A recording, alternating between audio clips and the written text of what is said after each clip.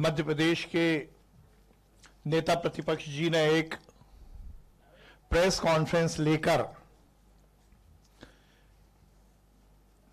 आदरणीय राहुल गांधी जी की जो झूठ और फरेब की राजनीति है उससे सुर से सुर मिलाने की कोशिश की।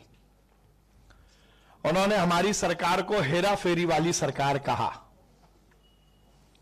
उन्होंने कहा कि जो बात राहुल गांधी जी कह रहे हैं वोट की चोरी की, चुनाव आयोग की गड़बड़ियों की, वही पिछले चुनाव में मध्य प्रदेश में भी हुआ और उसके माध्यम से हमारी सरकार बनी।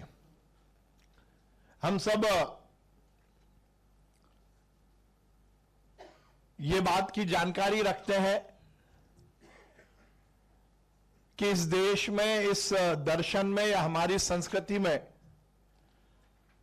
एक कुंभकर्ण जी हुए जो 6 महीने सोते थे और 6 महीने उठते थे। पर आश्चर्य की बात है कि नेता प्रतिपक्ष जी और कांग्रेस के नेता तो उनसे भी आगे बढ़ गए। 20 महीने हो गई सरकार बने हुए। 20 महीने पहले मध्य प्रदेश की जनता ने जनादेश भारतीय जनता पार्टी को दिया और यदि मैं दिनों की बात करूं तो लगभग 625 दिन हो गए। जोरदार मामला है कि 625 दिन बाद याद आई कि वोटों में गड़बड़ी हुई।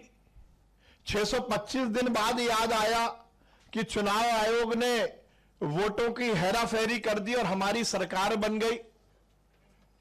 कहा कि आज जो आंकड़े दी, मुझे आश्चर्य, जब सुबह प्रेस कॉन्फ्रेंस की खबर आई थी तो हमें लग रहा था कि बहुत सारी सीटों पर बात वो करेंगे, पर यदि दे पाए तो केवल 27 सीटों का नाम दिया। मध्य प्रदेश की जनता ने हमें 163 सीटों पर जिताया।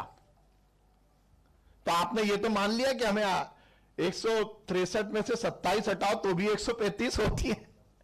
मुझे आश्चर्य है कि बिना किसी तथ्य के, बिना किसी आंकड़े के, बिना किसी बेस के कांग्रेस के नेता इस तरह से इस देश में गुमराह करने की राजनीति क्यों कर रहे हैं।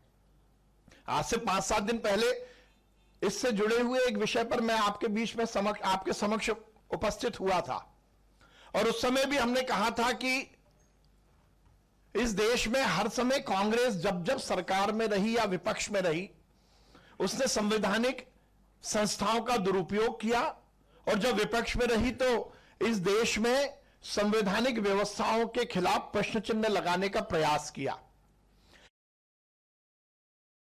अब वोटों की चोरी की बात यदि करते हो तो राहुल जी, सबसे पहले वोटों की चोरी का इतिहास तो आपके पूर्वज जवाहरलाल नेहरू जी पर लगा था, क्योंकि जब प्रधानमंत्री बनने के लिए वोटों का विभाजन हुआ तो जो इतिहास कहता है उसमें उनको केवल 1 वोट मिला था। उनसे ज्यादा वोट तो पटेल साहब को मिले थे, पर तो भी आप प्रधानमंत्री बन गए। आपके पूर्वज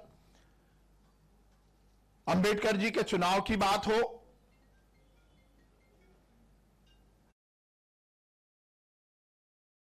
आयोग फॉर्म नंबर 6, 7, 8 ये प्रावधान है, इसमें भरकर यदि कोई नाम पर आपत्ति है, किसी के यदि 2 जगह पर नाम है उस पर आपत्ति है, यदि किसी का ट्रांसफर हो गया है उस पर यदि आपको आपत्ति लेना है, या कोई मृत हो गया है तो फॉर्म 6, 7 और 8 ये तीनों का प्रावधान है। इसके तहत आप आपत्ति दर्ज कर सकते हैं, पर कांग्रेस पार्टी ने कोई आपत्ति दर्ज नहीं की, क्योंकि उनको मालूम है यथार्थ के खिलाफ वो जाकर बात करते हैं।